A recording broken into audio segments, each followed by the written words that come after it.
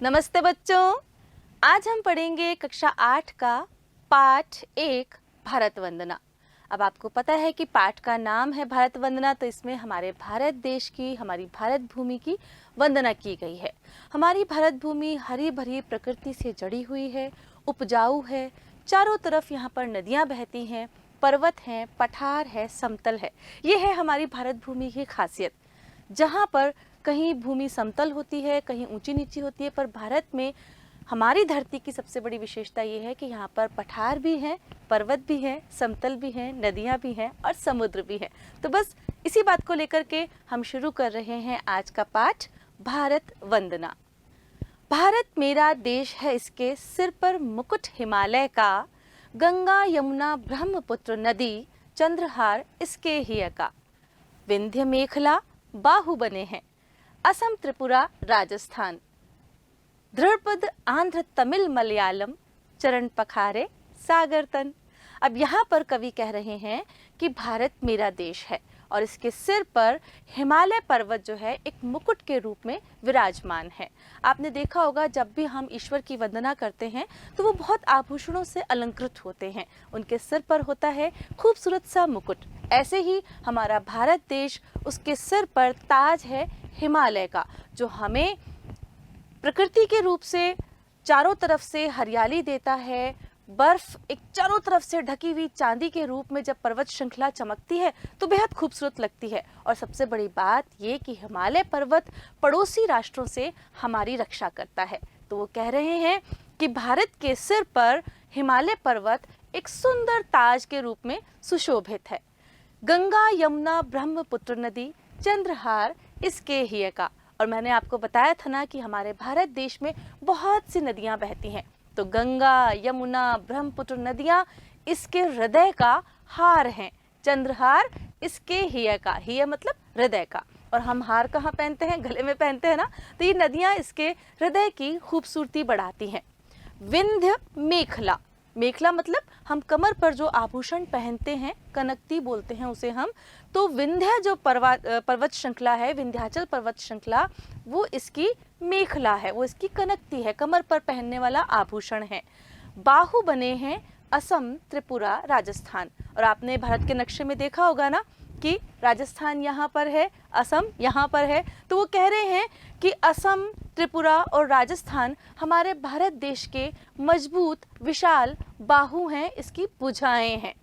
दृढ़ पद आंध्र तमिल मलयालम, चरण पखारे सागर तन। और फिर कह रहे हैं कि इसके जो पैर हैं दृढ़ता से जमे हुए हैं आंध्र प्रदेश, तमिलनाडु और केरल के रूप में।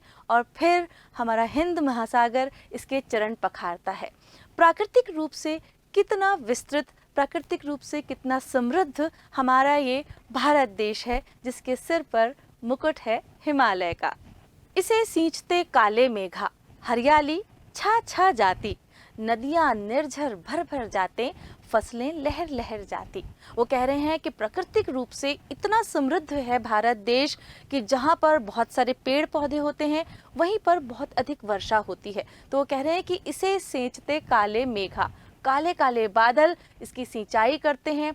हर वर्ष खूब वर्षा होती है और चारों तरफ हरियाली छा छा जाती है। और उस बारिश के होने से क्या क्या होता है? नदियाँ और झरने भर जाते हैं और निरंतर झरझर बहते हुए यहाँ की प्राकृतिक खूबसूरती को बढ़ाते हैं। सोना चांदी हीरे मोती, तांबा जस्ता खनिज सदा, धरा रतन यह उपजाती, जो जग पाता यदा कदा। वो कह रहे हैं कि यहाँ की धरती भी बहुत बहुत खनिज लवणों से भरपूर है। यहाँ पर जो खनिज मिलते हैं कौन कौन से? सोना, चांदी, हीरे, मोती, तांबा, जस्ता, ये सारे खनिज पदार्थ यहाँ की धरती में रचे बसे हुए हैं।